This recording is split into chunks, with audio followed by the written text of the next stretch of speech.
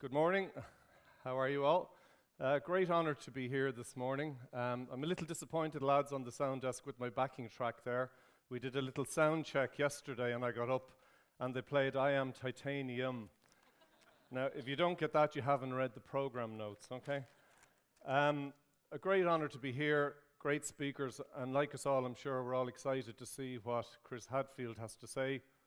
Personally, I'm not so sure what all the fuss is about. I mean, it can't be rocket science, can it? Now, I'm generally introduced as a motivational speaker. I'm not sure that I am that, to be honest. I certainly don't do the rah-rah, let's all jump up and down and tell each other we're great kind of stuff. But what I do have are some unusual experiences which I can pass on and which hopefully will be food for thought in 2014. And 2014, here already, a time for New Year resolutions, new plans, self-empowerment, the all-time great year. This is going to be it. But, echoing what Jack said, there's 350 days to Christmas. 350 days, that's it. It's not a whole lot of time if we're going to make this life-changing change in our life. And from a business perspective, if we allow ourselves 4 weeks holidays and we don't work weekends or bank holidays, there's 218 days to Christmas. 218 days. So it comes by really quickly, so our time is really precious. So it's important that we use it carefully and cleverly. And in keeping with the theme of the pendulum and our work-life balance, can we make this year better by working 10 hours more, harder this year? And I say, no, we can't. We can't. You know, we're professionals, we're managers, we have a skill, and it earns a routine fee or a routine salary. And doing 10 hours more a week isn't going to change your life at all. It may break down your family, it may break down your health. It's not going to change your life. But 1 hour a week spent more cleverly on the right things, such as a little bit of business development, a little bit of extra time with your clients, asking them to recommend you to someone else, that can make a huge difference in the year. And I'll return to that topic.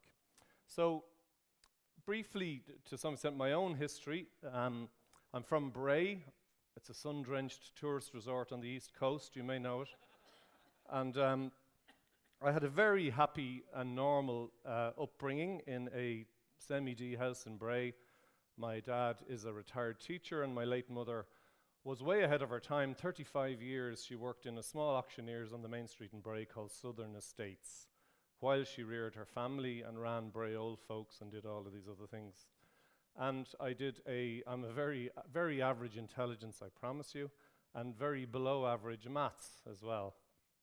And when I did my leaving cert, aged a youngish 17, I did, as expected, a very average leaving cert and below average maths. Sort of fulfilled all the expectations.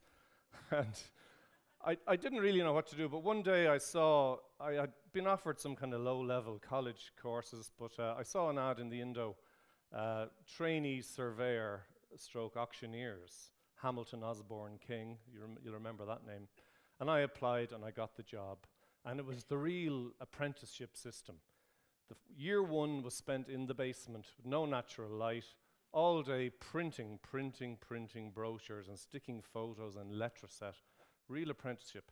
If you made the grade after a year, and not everyone did, you were promoted to the ground floor where there were trickles of natural light. And you were now promoted to the office delivery boy. And I spent a year cycling around the city at full speed, deadlines to the Irish Independent and the newspapers and all of that. But you were being introduced to property, which took a bit of a kicking, apparently, just when I went out early for the coffee break, but more of that later, perhaps. I went from the office bike situation. You were slowly introduced to inspecting properties, measuring the odd property, placing classified ads, taking inquiries. And over the next few early years, I was kind of floating along and making reasonable progress into the early days of my career. And then it all changed fairly dramatically on the 11th of December 1982 when I woke up in the Burns Hospital about a mile upriver beside Houston Station where the HSE headquarters are now, used to be called Stephen's Hospital. And I had been in a very bad car crash, and I had been badly burned. And we'll skip over the details, but I found myself, to put it in context, surrounded by the survivors of the Stardust, if that puts it in a time context for you. So a few months later, after a few difficult months, I had to lose my legs in order to survive. That was the choice. And that was the decision that was made. And from that point on, you're getting better. You're putting on weight and recovering to an extent. And the prognosis for me was that I would always be able to walk with 2 crutches. And I said, that's good enough, I'm going to go with that. And I was, wanted to show everyone I could get back to normal. And I wanted to show my parents I could, for them, get back to normal as quickly as I could. So I was trundled into the back of an ambulance in my wheelchair and shuffled out to the magnificent National Rehabilitation Hospital in Dunleary, which I'm sure many of you know. And I was full of expectations and hopes, and I was wheeled out the back of the ambulance, and my left leg with my one remaining knee was stuck out the front on a plank in the wheelchair, because this was the only way I could get around, because my one remaining knee was locked, couldn't bend it at all, from months and months and months of being in bed and operations and so on. So the first thing, that the rehab is very different than ordinary hospital, because behind your bed you've got goals, objectives, and your program over your bed on the hospital wall. And this was my first ever exposure to any of this. And what they said to me early on, having assessed me, was that the very first important thing we have to do here, Paul, while all those grafts settle down, is we have to get your knee to bend 90 degrees. If you're ever going to walk anyway well again, your knee has to bend 90 degrees, minimum. If you ever want to walk up or down stairs, your knee has to bend minimum 90 degrees, which kind of makes sense. And my program was very simple. Knee bending, 1 degree per day. 1 degree per day, physio 3 p.m. And at 3 o'clock I would wheel myself to the physio, and the knee bending would begin. And it was a very simple situation. They sat me up on a big table with the legs sticking out the front, straight, and there was an orderly involved kind of to hold me steady, and there were 2 physios involved. And one of them had a giant protractor, that size, measuring device. And she kneeled down with the thing against my leg, and the other physio kind of gently pressed down until physio down here announced 1 degree of bend. And that was it. And then I'd go back to whatever I was doing. And the next day, it was 1 degree more, and then 1 degree more, and 1 degree more. And this went on and on over the weeks. And I had my 21st birthday in May in the hospital. And I'd been a long time in hospital at that stage. And it was coming up to June, the 3rd of June, and my best pal, Rory Power, was having his 21st. And he was encouraging me to go to his 21st. And I said, I'm not going to go in the wheelchair. I'm only going to go if I can walk in on the crutches. So I kind of tried to push the physios a bit. I said, could we not go for 3 or 4 degrees here someday for the crack, I mean. And they said, sure. Some days we'll get 3 or 4 degrees and we'll take it. But some days it's going to be really, really hard to get 1 degree. And they were right. There was plenty of days there was a wailing and a gnashing of teeth to get 1 degree. But we never left without 1 degree. And then the big day arrived for me. Friday, the 3rd of June, happened to be the day of Rory's 21st.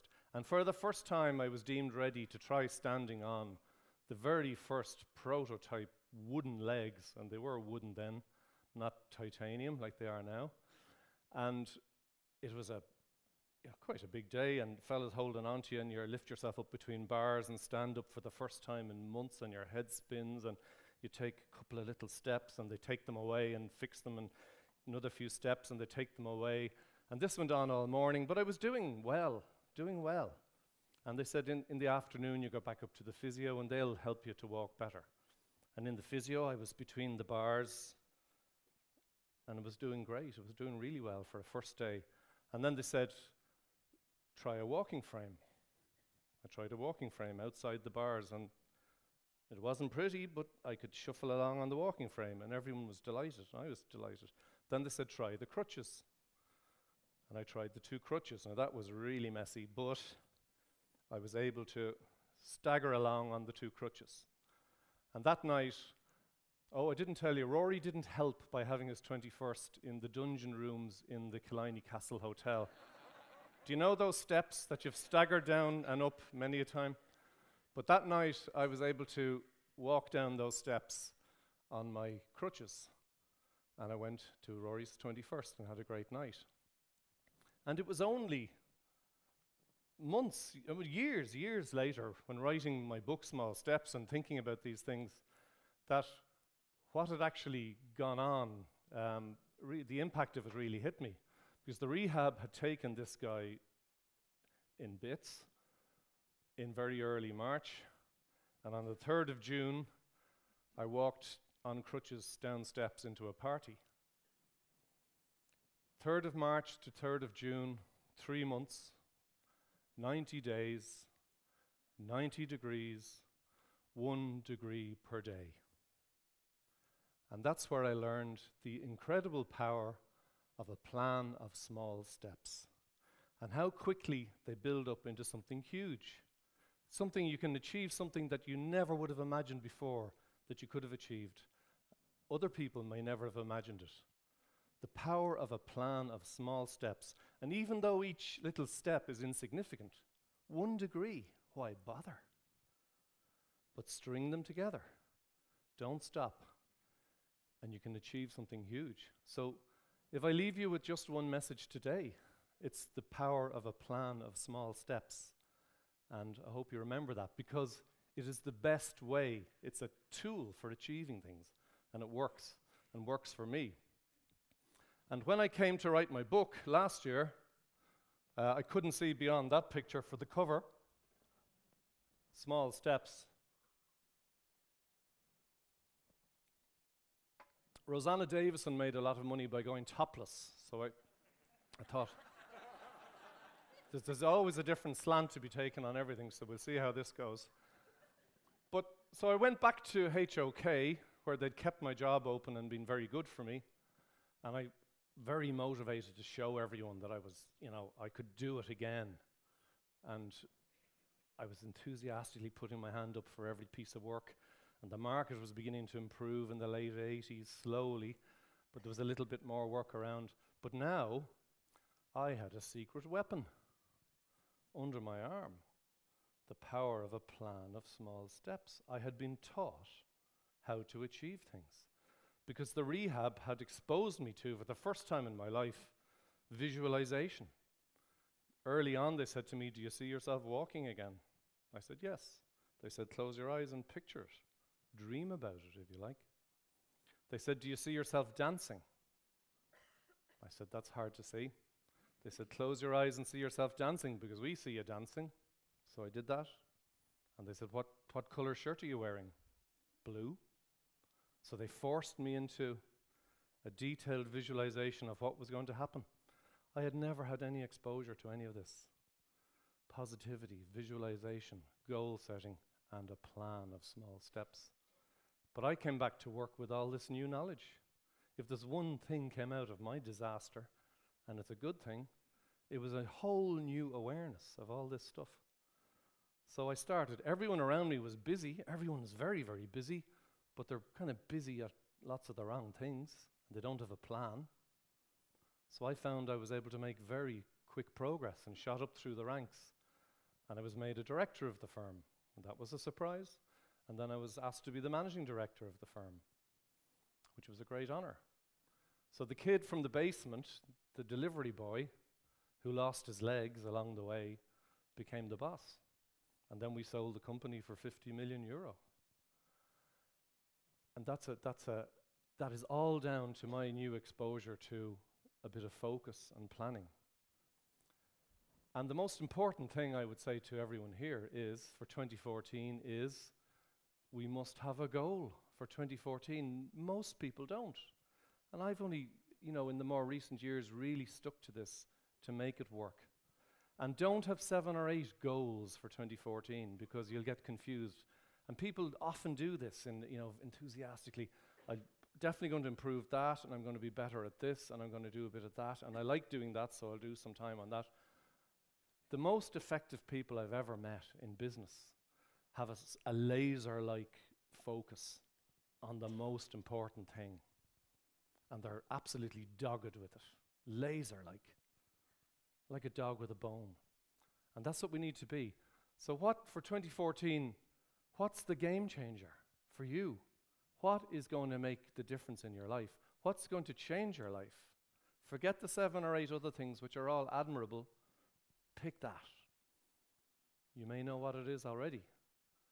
It's probably something you've dreamed about, but you can make it happen. So that's the power of a plan of small steps, and we should and must have a goal. I'd like to talk a little bit about potential. I'm not going to show you all my old family album snaps, you'll be glad to know. But the most interesting thing about this is that that's my late grandmother, Ida Connolly. And that's me, but every photograph of me as a child, I'm holding some kind of toy plane or other. Because I dreamed of being a pilot. I did really, I was besotted with it. I imagined the most exciting job in the world to me. How could you call it a job? But when I left school at 17 with my average leaving cert and my below average maths, I didn't apply to be a pilot. I couldn't be a pilot. Only the elite can be pilots, can't they? You've got to be really good at maths to be a pilot, don't you? For sure. There's only 2 or 3 people a year get to be pilots, isn't that right? I didn't even apply. But in 1999 or so, I couldn't get the flying bug out of my system. Still just craved it. And I tried flying with my titanium legs, small planes and gliders, and I couldn't control the right pedal properly. And I wasn't going to get a license like that. Someone said, try a helicopter. You sit up much more upright. The pedals are counterbalanced below you. I tried a helicopter, and I found I could work the pedals perfectly. Which brings us to this shot, and this is 2001 or 2 or thereabouts. And Gordon Darcy, there was a promotion with the Leinster rugby team for some reason, I can't remember, but he got the short straw. He had to go up with me in the helicopter, you see? And he's doing a good job there of not looking terrified, because he was terrified. And many people say he was never the same player after this. Don't know what Frankie thinks. Have you noticed he kind of throws himself on the ground a lot? I think it goes back to this day. But in the year 2000, I set out to be a helicopter pilot, and within a year, I passed my test because I put my plan in place. I did my work, the 1-degree knee bends, the navigation exams, meteorology, all that stuff, and the endless hours of practice. And within a short period of time, this caused a little bit of a stir, and it became spoken about, it became known, and it turned out that I was the first double amputee helicopter pilot in the world. And I thought, wow, that's interesting. Probably just as well I didn't know that before I started. But isn't that interesting? But the most interesting thing about all of this is, look at the change in my mindset. Look at the change in my mindset. 17 years old, fit as a bloody fiddle, no reason in the world why I couldn't have been a pilot, and I didn't think I could do it. Non-starter. I'm not in that league. 20 years later, I now have no legs. It's now 20 times harder, 30 times harder, 50 times harder, 100 times harder. No one's ever done it before. And I become a helicopter pilot. What an extraordinary change in mindset. Isn't it a really powerful thing? That's a message I'd like to leave you with.